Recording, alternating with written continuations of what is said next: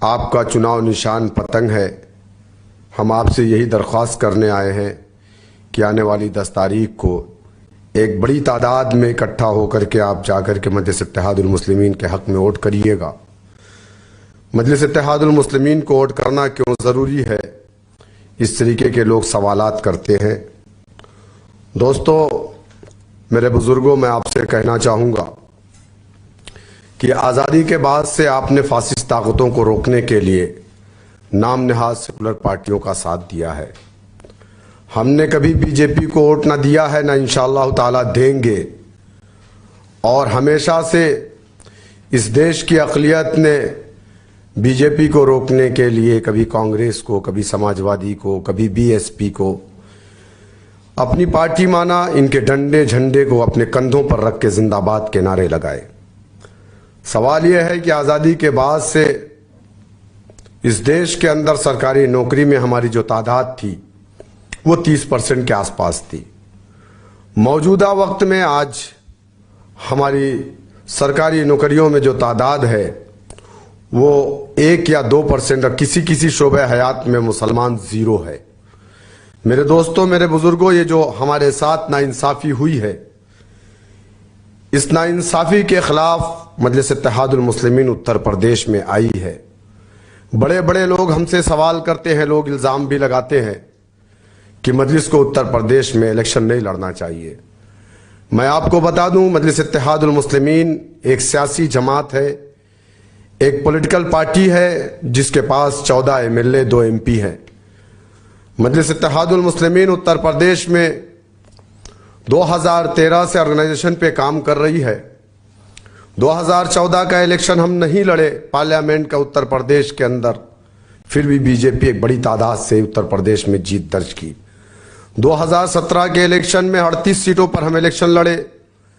367 seat हमने छोड़ी Samajwadi party, BSP और कांग्रेस के लिए, लेकिन 311 सीट बीजेपी जीत करके आई। कौन जिम्मेदार है? इल्ज़ाम हम पर लगाया जाता है। अलीगढ़ की हम 1 सीट लड़े थे कोल विधानसभा 2017 के इलेक्शन में, लेकिन बावजूद उसके अलीगढ़ में इतनी बड़ी तादाद में बीजेपी के MLA क्यों जीत करके आए? किसने जिताया बीजेपी को? इस तरीके के इल्ज़ामात हमेशा हम पर लगते हैं। समाजवादी पार्टी मध्य प्रदेश में जाकर के 150 सीटों पे इलेक्शन लड़ती है तो उस पर कोई इल्ज़ाम नहीं लगाता। समाजवादी पार्टी उत्तराखंड में जाकर के इलेक्शन लड़ती है, कोई इल्ज़ाम नहीं लगाता। समाजवादी पार्टी जाकर के आंध्रा और तेलंगाना में इलेक्शन लड़ती है तो उस पर कोई इल्ज़ाम नहीं लगाता। लेकिन मजलिस इत्तेहादुल मुस्लिमीन और उनके राष्ट्रीय अध्यक्ष जनाब बैरिस्टर असदुद्दीन ओवैसी साहब पर लोग इल्ज़ाम लगाते हैं, हम फला की बी टीम है, हम फला की बी टीम है। हम पर ये इल्ज़ाम क्यों? आप समझने की कोशिश कीजिए। क्योंकि इस प्रदेश का जो अक़लियत है, इस प्रदेश के अंदर वो 20% है, और 20% वालों ने हमेशा सरकार किसकी बनवाई? 7% वालों को। हमने वोट डाला तो 4 मरतबा उत्तर प्रदेश में समाजवादी पार्टी की सरकार बनी। हम पर इल्ज़ाम लगाने वाला कोई हमारा हिंदू भाई नहीं है, इल्ज़ाम लगाने वाला हमारा भाई है, कलमा पढ़ने वाला भाई है। और वो सिर्फ इसलिए इल्ज़ाम लगा रहा है क्योंकि उसकी दलाली की दुकान बंद हो रही है मजलिस इत्तेहादुल मुस्लिमीन की वजह से। मैं अपने उन समाजवादी पार्टी के भाइयों से सवाल करना चाहता हूं जो हमारे कलमा गो भाई हैं। मैं बहुजन समाज और कांग्रेस के उन भाइयों से सवाल करना चाहता हूं जो हमारे कलमा गो भाई हैं। क्या कभी आपने उत्तर प्रदेश की विधानसभा के अंदर मुसलमानों के हक और इंसाफ की आवाज़ उठाई?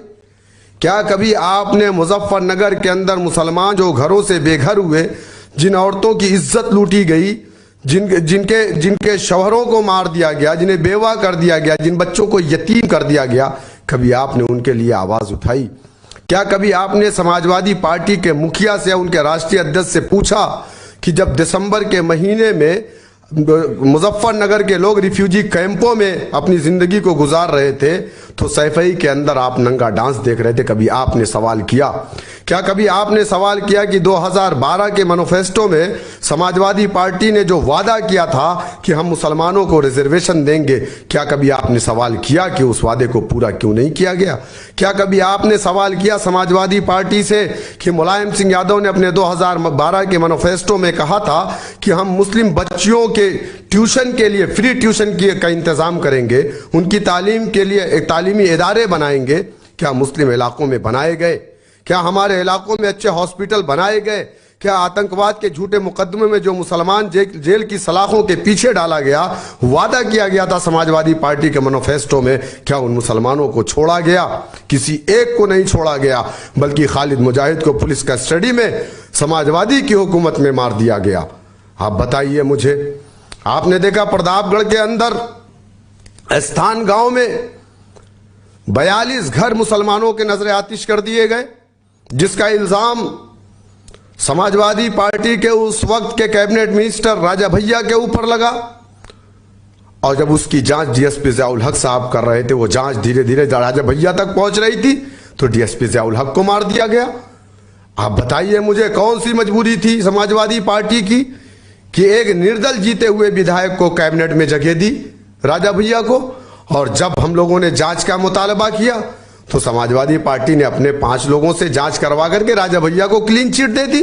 ये इंसाफ है हमारे साथ? आप बताइए मुझे, ढासना मसूरी के अंदर कुरान के पन्ने को फाड़ करके फेंका गया, समाजवादी पार्टी की हुकूमत थी। जब मुसलमानों ने जाकर के उस कुरान के पन्ने को लेकर के पुलिस में एफआईआर की बात की तो पुलिस वालों ने गोली चलाई, 6 मुसलमान जगह पे मर गए। आप बताइए, 5 लाख का मुआवजे का ऐलान हुआ समाजवादी की तरफ से। यानी मुसलमानों के खून की कीमत यही है। अब आप समझिए आपको इंसाफ कैसे मिलेगा। उसका सिर्फ एक तरीका है, वो सियासी तरीका है। आप समझ रहे हैं कि समाजवादी की हुकूमत बन जाएगी, मुसलमानों के बच्चों का मुस्तकबिल रोशन हो जाएगा, ये नामुमकिन है, कभी नहीं हो सकता मेरे भाई।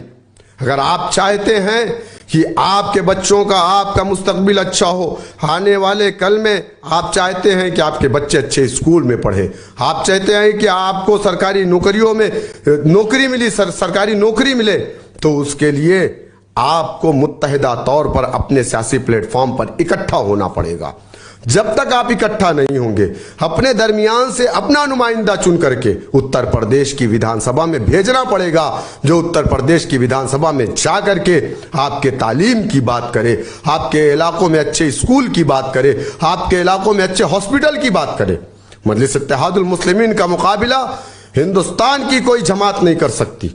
मजलिस इत्तेहादुल मुस्लिमीन 14,500 गरीब बच्चों को मुफ्त में तालीम देती है। वो सिर्फ मुसलमान के बच्चे नहीं हैं, वो हमारे हिंदू भाई के भी बच्चे हैं। मजलिस इत्तेहादुल मुस्लिमीन का असरा हॉस्पिटल 2200 बेड का है, जहां 20 रुपए में आप कार्ड बनवाइए, 3 महीने डॉक्टर को फ्री में दिखाइए, कोई फीस नहीं ली जाती। मजलिस इत्तेहादुल मुस्लिमीन ने जो काम किया है हिंदुस्तान की किसी सियासी जमात ने नहीं किया है। और इंशाअल्लाह ताला अगर आपने मौका दिया तो उत्तर प्रदेश के अंदर हम वो काम करके दिखाएंगे जो अब तक की 74 सालों में जो भी सरकारें रही हैं उन्होंने नहीं किया, वो 5 साल में इंशाअल्लाह ताला मजलिस इत्तेहादुल मुस्लिमीन करके दिखाएगी। आज जो बात कर रहे हैं कि उत्तर प्रदेश के अंदर विकास हो रहा है, मैं उनसे सवाल करना चाह रहा हूं कि आप बताइए कि उत्तर प्रदेश के अंदर जहां पर 1000 लोगों पर एक डॉक्टर होना चाहिए, 19,000 लोगों पर एक डॉक्टर है। उत्तर प्रदेश जहां 19% मुसलमानों की आबादी है, वहां 5% मुसलमान सरकारी नौकरियों में है, वो भी बी ग्रेड की। आप बताइए, ये इंसाफ है? अगर इसी के लिए हम आवाज उठाते हैं तो हम पर इल्जाम लगाया जाता है, यानी ये हमको मारेंगे। हमको रोना भी नहीं है, चिल्लाना भी नहीं है, खामोश रहना है और इनका बधुआ मजदूर बन करके इनको वोट डालना है। ये हमें डिस्पोजल गिलास की तरह सिर्फ इस्तेमाल करके फेंक देंगे, बाकी हमारा कोई काम नहीं है। मैं आप तमाम से यही गुजारिश करूंगा कि आने वाली 10 तारीख को मुत्तहिद होकर के, ये बिल्कुल मत सोचिए जीत हार का फैसला अल्लाह सुब्हानहू ताला करता है। जिद्दोजहद करना, कोशिश करना हमारा काम है। कुएं से निकाल करके यूसुफ अलैहिस्सलाम को मिस्र का बादशाह अल्लाह सुब्हानहू ताला ने बनाया था। तो आपको अगर मगर लेकिन में नहीं, आपको अपनी पार्टी को वोट डालना है। 10 तारीख को पतंग वाले चुनाव निशान के सामने वाला बटन दबाना है और अपने कैंडिडेट जो बरौली के हैं शाकिर अली साहब को कामयाब बनाना है। शाकिर अली साहब की कामयाबी मजलिस इत्तेहादुल मुस्लिमीन की कामयाबी है, आपके मुस्तकबिल की कामयाबी है, जनाब बैरिस्टर असदुद्दीन ओवैसी साहब की कामयाबी है। अब आपके दरमियान में आपके महबूब कायद काबिल एहतराम इज्जत माब आली जनाब बैरिस्टर असदुद्दीन ओवैसी साहब खिताब फरमाएंगे।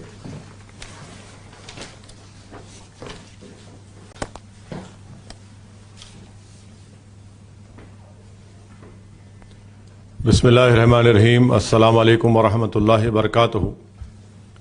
मैं बदरौली की आवाम, वहाँ की जनता, वहाँ के बुज़ुर्ग, वहाँ के इज़्ज़तदार माँ और बहनों, वहाँ के गयूर नौजवानों का आज के इस वर्चुअल रैली में उनका खैर मुक़द्दम करता हूँ, उनका शुक्रिया अदा करता हूँ कि आपने अपना कीमती वक्त देकर आज के इस इंतखाबी रैली में आपने शिरकत की। आपका बेहद शुक्रिया।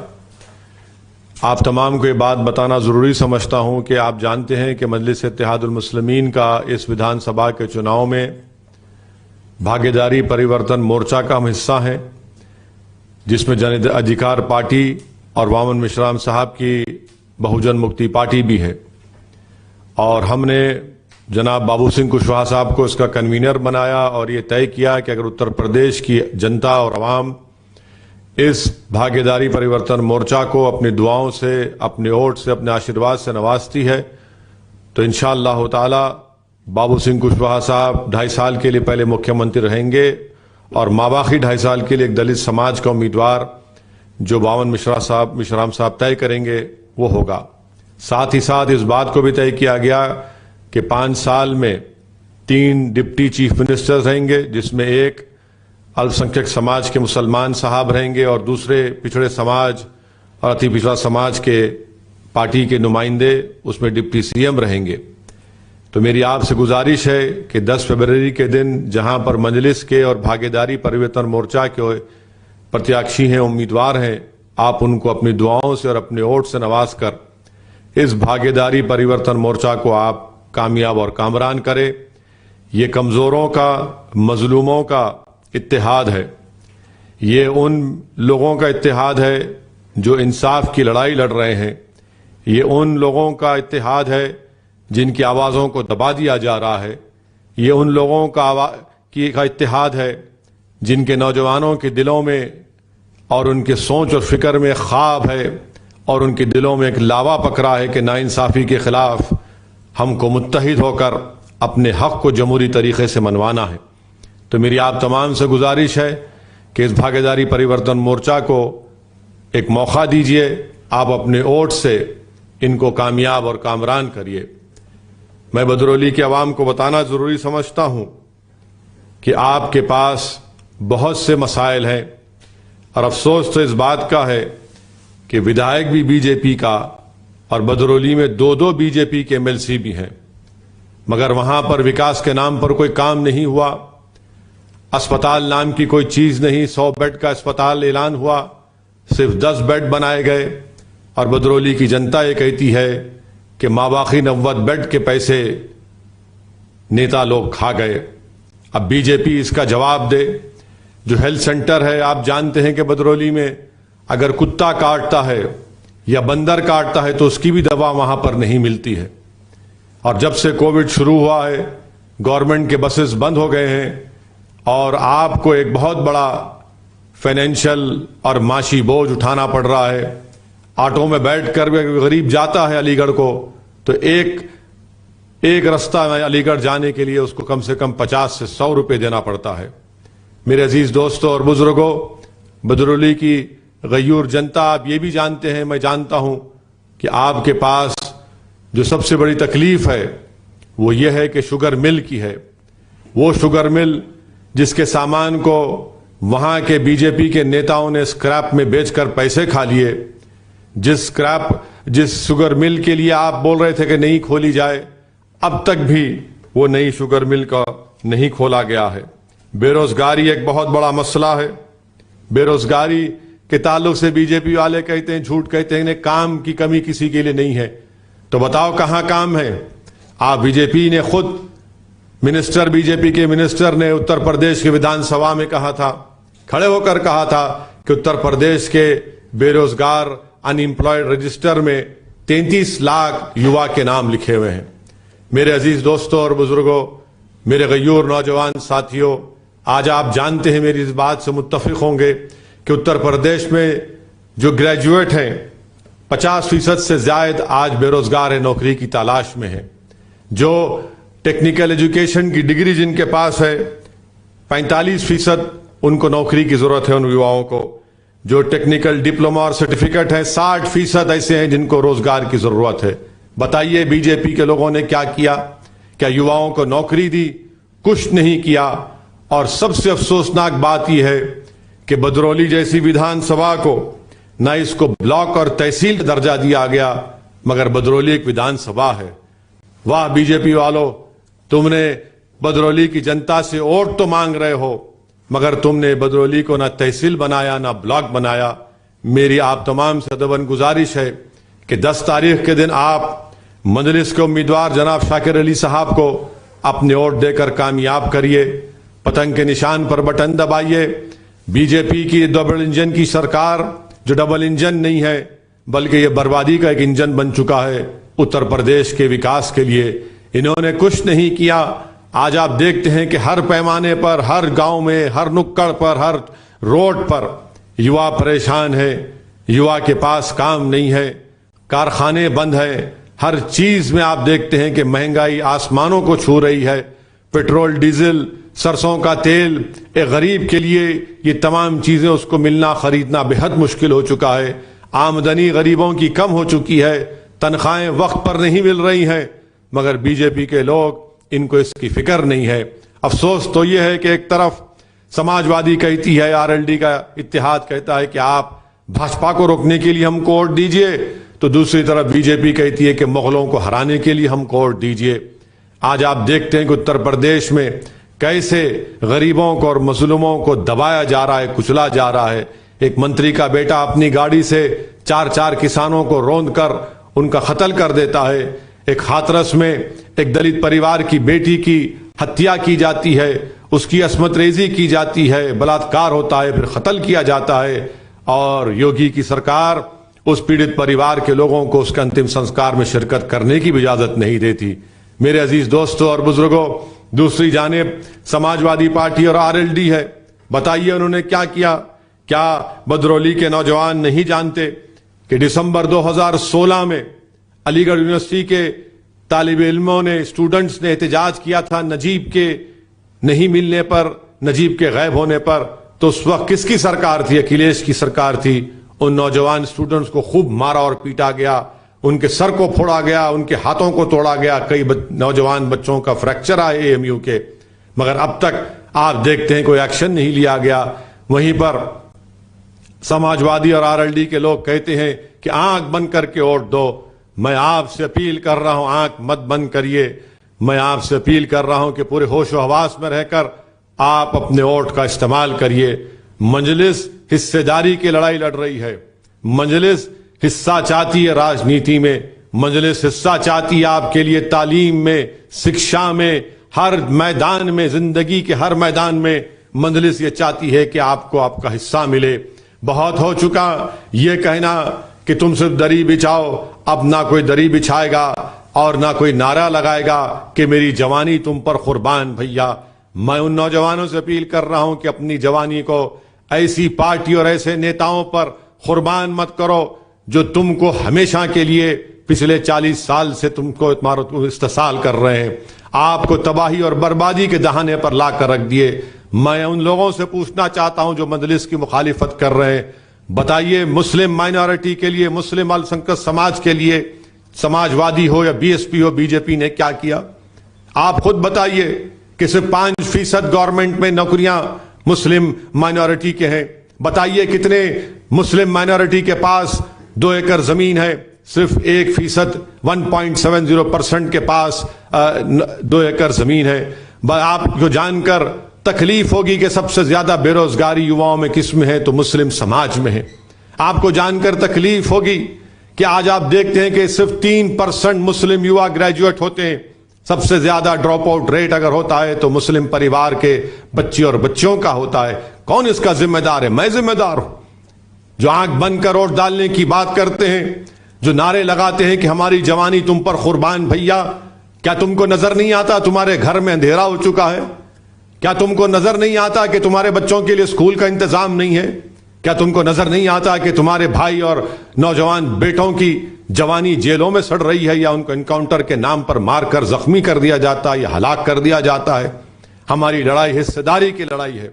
हम जमहूरियत को, भारत के संविधान को मजबूत करना चाहते हैं। मेरी आपसे दरमंदाना अपील है कि आप मुत्तहिद हो जाइए और जनाब शाकिर अली साहब जो मजलिस के प्रत्याशी उम्मीदवार है उनको कामयाब और कामरान करिए। समाजवादी के नेता अखिलेश यादव हर अपने अल्पसंख्यक समाज के नेताओं को एक लॉलीपॉप देकर रवाना कर दे रहे हैं, टिकट भी काट रहे हैं और कह रहे हैं कि तुमको एमएलसी बना दिया जाएगा। क्या 500 लोगों को एमएलसी बनाएंगे? याद रखिए, आपने एक बहुत नुकसान उठाया है। ये कौन सी समाजवाद की पॉलिसी है बताइए आप टिकट काटते हैं और फिर आईपीएल का गेम शुरू हो जाता है।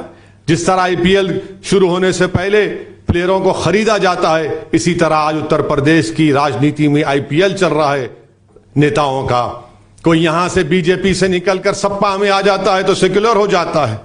वो शख्स कैसे सेक्युलर होगा बताओ अखिलेश, जिसने मन से खड़े होकर कहा था कि कब्रिस्तान से महिलाओं की लाशों को निकालकर उनका रेप किया जाएगा? वो कैसे सेक्युलर हो सकता है जो प्रतापगढ़ में डीवाईएसपी के कत्ल में मुलविस था? वो कैसे सेक्युलर हो सकता है जो आरएसएस का यूनिफॉर्म पहनकर हसनपुर से कह रहा है कि मैं समाजवादी का उम्मीदवार हूं? बताइए आप, ये आईपीएल का एक क्रिकेट मैच शुरू होने से पहले जो खिलाड़ियों को उनका हर राज होता है, खरीदो फरोख्त होती है, आज इसी तरह से हमको ठगा जा रहा है। मेरी आपसे गुजारिश है कि 10 तारीख के दिन आप अपना एक वोट मजलिस के पतंग के निशान पर बटन दबाइए और इंशाअल्लाह ताला अगर इलेक्शन कमीशन इजाजत देता है जलसों की तो यकीनन इंशाअल्लाह ताला बदरुली को मैं आऊंगा, आपसे मुलाकात करूंगा। बहुत बहुत शुक्रिया। अस्सलाम वालेकुम व रहमतुल्लाहि व बरकातुहू।